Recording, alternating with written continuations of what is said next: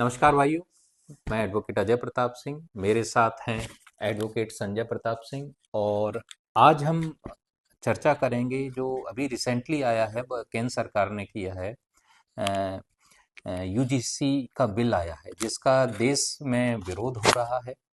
इस बिल के क्या सकारात्मक पक्ष हैं, क्या इस बिल के नकारात्मक पक्ष हैं, और इस बिल का देश पर भविष्यगामी क्या परिणाम होंगे, और इस बिल से जो बच्चे हैं जो उनमें किस प्रकार की भावना पैदा होगी। तो आइए हम बात करते हैं संजय जी से। भाई साहब, आपका स्वागत है। अ, धन्यवाद आपका। भाई साहब, एक बताएं, यूजीसी जो बिल है उस पर आपके विचार क्या हैं? पहले तो मैं, अगर आपकी अनुमति हो, तो मैं यूजीसी बिल जो वर्तमान में आया हुआ है, मैं उस पर विषय रखे दे रहा हूँ कि सरकार का ये बिल कहता क्या है। एक्चुअली में सरकार का ये जो बिल कहता है, उच्च शिक्षण जितने भी संस्थान हैं, साथ में ही विश्वविद्यालय भी हैं, यूनिवर्सिटियां हैं, उसमें जातिगत आधार पर भेदभाव, पूरे बिल में अगर हर जगह पर हम जाएंगे तो जातिगत आधार पर भेदभाव वाला एक इसमें जोड़ा गया है। अब जातिगत भेदभाव, हमारा अनुच्छेद 15 ये कहता है कि लिंग, धर्म, जाति, जन्म, क्षेत्र के आधार पर किसी भी तरह का कोई भेदभाव नहीं होना चाहिए। लेकिन विषय आता है कि यहाँ पर जो जातिगत भेदभाव में जोड़ा गया है, मूल रूप से जोड़ा गया है दिव्यांगजन। दिव्यांगजन भी शब्द नहीं आया है उस जगह पर, माफी चाहूंगा, दिव्यांगजन भी शब्द नहीं आया है, वो अनुच्छेद 15 में है। SC, ST, अन्य पिछड़ा वर्ग, ये आपके तीन शब्द आए हुए हैं। इन तीन के साथ में किसी भी तरह का कोई भी भेदभाव होता है, इसमें एक शब्द आया है अजय जी, भेदभाव पक्षपात पूर्ण व्यवहार हो। किसी भी तरह का कार्य कोई चाहो, कोई भी कार्य कर रहा है, अगर वो स्पष्ट है तब भी वो इसी दायरे में आता है। और इसमें एक शब्द जोड़ा गया, स्पष्ट हो, या अंतर्निहित शब्द जोड़ा गया। अंतर्निहित जोड़ा गया है। अंतर्निहित शब्द को समझना हमारे लिए बहुत महत्वपूर्ण है, क्योंकि जहां पर कोई भी सदस्य विद्यालय का हॉस्टल में छात्र छात्राएं रह रहे हैं, इसमें महिलाओं के, छात्राओं के संबंध में किसी भी तरह का कोई भी विषय नहीं आया हुआ है कि कोई भी छात्रा के साथ अगर किसी भी तरह के कोई घटना कारित करता है तो उसके साथ में क्या होना चाहिए। तो SC, ST और अन्य पिछड़ा वर्ग के साथ में जातीय आधार पर मात्र अगर पिछड़े वर्ग का सदस्य ये कह दे कि अमुक लड़की, बदले की भावना से ही शिकायत करते हैं कि मुझे ऐसा प्रतीत होता है कि अमुक लड़की ने, वो जो सामान्य वर्ग की छात्रा है, उसने मेरे साथ इस तरह से टोका या इस तरह से बोला, तो वो इस भेदभाव वाले इसमें आता है। यहाँ पर मैं एक बात आपसे कहना चाहता हूँ कि हमारी उत्तर प्रदेश सरकार है आजकल मिशन शक्ति चला रही है जी। महिला सशक्तिकरण के लिए।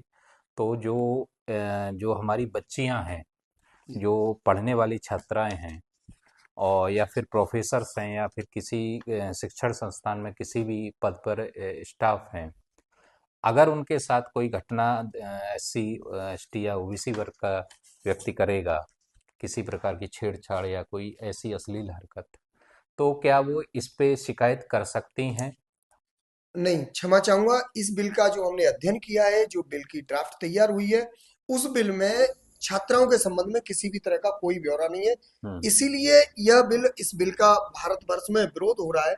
सामान्य वर्ग में जो भी आने वाले सभी इस बिल को जो समझ रहे हैं, वो विरोध क्यों कर रहे हैं, इसको हमें समझना पड़ेगा।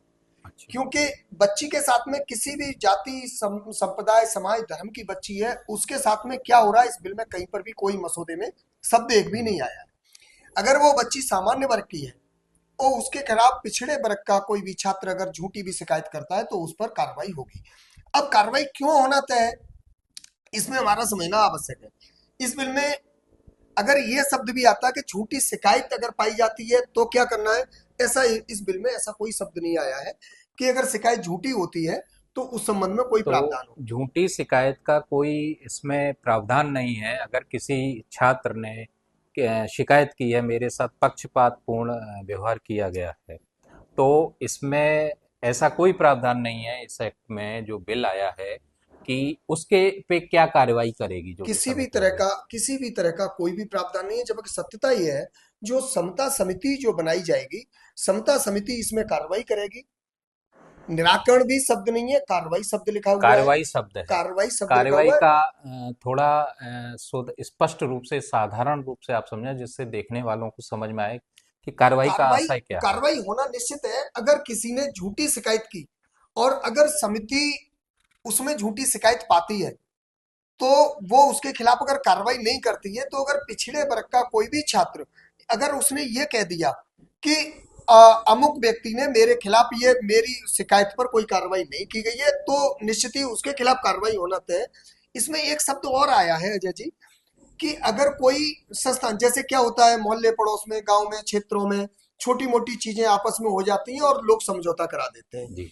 इसमें एक शब्द और आया हुआ है कि कोई भी संस्थान यदि भेदभाव वाली घटना को इग्नोर करता है, हम्म। तो उसके खिलाफ कार्रवाई की जाएगी, संस्थान के खिलाफ कार्रवाई की जाएगी।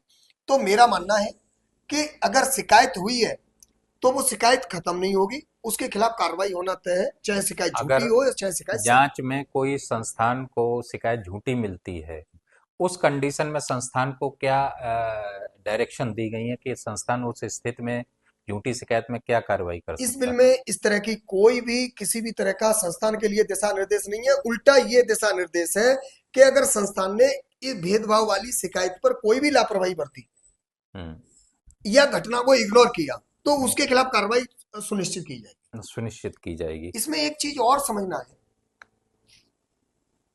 जैसा कि आपने बोला था कि इस बिल का नकारात्मक प्रभाव या हिंदू एकता पर क्या प्रभाव पड़ेगा। वर्तमान में जो भारतीय जनता पार्टी संगठन है, मेन जो वोट बैंक है, हिंदुज्म के नाम पर पूरा वोट मिलता है, ये हमें विशेष समझना पड़ेगा। और जो जाति आधार पर भेदभाव वाली चीजें, ये शायद कई वर्षों पहले की रह गई, आज की तारीख में नहीं है। सो भी ऐसे उच्च संस्थानों में जहां पर बच्चे पढ़ने के लिए जाते हैं, 12th करने के बाद वहां ग्रेजुएशन करते हैं, पीजी करते हैं, कोई इंजीनियर बनने के लिए सोच रहा है और कोई डॉक्टर बनने के लिए सोच रहा है, कोई जज बनने के लिए सोच रहा है, कोई आईएएस आईपीएस बनने के लिए सोच रहा है, ऐसे बच्चे वहां पर जाते हैं। अगर उनके अंतर्गत इस बिल में एक और चीज है कि इस बिल का प्रचार प्रसार किया जाएगा, इसका मतलब हम उन बच्चों को जातिगत आधार पर वैमनस्यता में हमने धकेल दिया। ये जो स्टूडेंट हैं, हमारे जो बच्चे हैं, जी। 18 वर्ष से लगभग के आसपास उम्र होती है, जी। उनमें जातीय जहर घोलने के घोला जा रहा है। जातीय जहर घोलने से देखिए दो चीजें हैं। आज की तारीख में सामान्य वर्ग का जो भी है व्यक्ति, महिला या पुरुष, वो इस बिल के विरोध में सरकार से मांग कर रहा है कि इस बिल को वापस लो। अब इसी आप इसको लेकर के ओबीसी जो वर्ग है, हमारा पिछड़ा वर्ग है, बीसी वर्ग है, वो इसके विरोध में इसलिए आएगा कि ये वापस ना हो। हम्म। तो दोनों वर्गों में एक वैमनस्यता आज से वैमनस्य। ये बिल आने से शुरू हो गई। जो हिंदू एकता जो 2014 से शुरू किया था, हम्म। और मुझे लगता है इस पर बहुत बड़ा प्रभाव पड़ेगा। तो बीजेपी जो है, बीजेपी पर इसका राजनीतिक भविष्यगामी परिणाम क्या पड़ने वाला देखिए है? भारतीय जनता पार्टी का अगर हम मानेंगे, तो जो जो सामान्य वर्ग है, वो वर्ग आंख बंद करके 90% अपना वोट भारतीय जनता पार्टी के पक्ष में, उत्तर प्रदेश की स्थिति को हम बता सकते हैं, 90% वोट भारतीय जनता पार्टी को देता है और देता चला आ रहा है। इसमें एक ये चीज और कहना चाहूंगा, जैसा कि पिछड़े वर्ग को भेदभाव से जो जोड़ा हुआ है, हमारे देश के प्रधानमंत्री पिछड़ा वर्ग से ही आते हैं, लेकिन सामान्य वर्ग ने झोलियां भर के वोट नरेंद्र मोदी जी को, कि वो हमारे देश के प्रधानमंत्री 2014 से रहे, 2019 में पूरा झोली भर के वोट दिया गया, 2024 में भी दिया गया। तो जब हमने हमने अपने देश के प्रधानमंत्री जिस वर्ग से आते हैं, हमने उनके साथ सामान्य वर्ग ने भेदभाव नहीं किया, तो उन छात्रों के बीच में भेदभाव जैसा शब्द डाल के हम वैमनस्यता का कार्य क्यों कर रहे हैं। तो निश्चित ही जिस तरह से सोशल मीडिया पर यूजीसी बिल को लेकर के जो विरोध चल रहा है, हम्म। अगर वह विरोध वोट में परिवर्तन अगर आधा भी हो गया, तो निश्चित ही भारतीय जनता पार्टी के लिए बड़ा नुकसान होगा। अभी हम देख रहे हैं कि जगह जगह विराट हिंदू सम्मेलन चल रहे हैं। हम्म। दूसरी तरफ यूजीसी बिल लाया गया है। और जो विराट हिंदू सम्मेलन है, उन इस सम्मेलन पर इस यूजीसी बिल का क्या प्रभाव पड़ेगा? अजय जी, कई फेसबुक सोशल मीडिया के माध्यम से भी जानकारी हुई कि उन्होंने यह तक कह दिया कि हम इसे हिंदू सम्मेलन में नहीं जाएंगे। अच्छा। तो मानना है हमारा कि नुकसान हिंदू सम्मेलन जो कार्यक्रम अच्छे खासे चल रहे थे उन पर प्रभाव पड़ना तय है। अगर आपकी अनुमति हो तो मैं एक विषय और बोलना चाहता था। इस बिल का और सबसे बड़ा जो माइनस बिंदु है, जिनके बच्चों के खिलाफ कोई अगर झूठी शिकायत करता है और वह बच्चा अपन सपोज वो बच्चियां हैं अपने माँ बाप से भी नहीं कह पा रही हैं, वो उस समय क्या परिस्थितियों में गुजरेगी और उनके माँ बाप को मालूम पड़ेगा तो वो क्या परिस्थितियों में गुजरेंगे। उस शिकायत के बाद इस बिल में यह और प्रावधान है कि यदि पुलिस की भी आवश्यकता पड़ी विधिक कार्रवाई के लिए तो वो भी की जाएगी।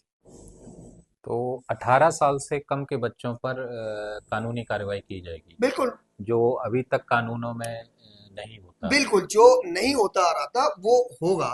जब वो होगा तो एक बच्चे के खिलाफ अगर झूठी शिकायत होने से, क्योंकि बस उसका एक ये दोष हो गया कि उसने एक सामान्य वर्ग में परिवार में जन्म लिया, हम्म। तो उसका ये दोष होने से अगर उसके खिलाफ एक रेड निशान मिल गया, यूनिवर्सिटी से निकाल दिया जाए, उसके खिलाफ कोई भी विधिक कार्रवाई की जाए, तो मेरा मानना है उस बच्चे का भविष्य खत्म हो जाएगा। क्योंकि जहां भी वो अपना ट्राई करेगा, किसी भी जॉब में ट्राई करेगा, तो सर्वप्रथम थाने का पुलिस का ये सारा रिकॉर्ड लगता है, वह रिकॉर्ड उसके नेगेटिव होगा।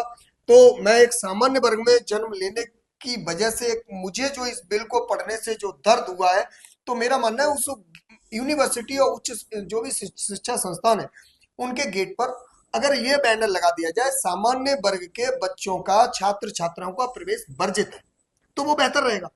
क्योंकि इसमें यह भी आया है, परिभाषा में यह भी आया है, वो भी छात्र माना जाएगा जो एडमिशन लेना चाह रहा है। वो अच्छा। भी इस बिल की परिधि में ही है।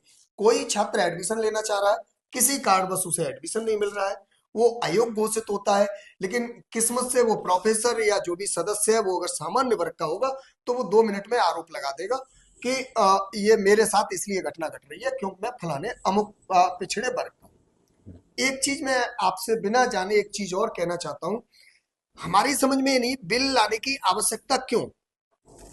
जो बिल लेके आए उनको इस पर आकर के अपना विषय रखना चाहिए, आवश्यकता क्यों। एससी एसटी का हम मानते हैं, महिलाओं का, बच्चियों का मानते हैं, महिला बच्चियों को इस बिल में नहीं रखा गया, जातिगत आधार पर मात्र रखा गया। आवश्यकता क्यों, यह बिंदु हमारे लिए सबसे महत्वपूर्ण है।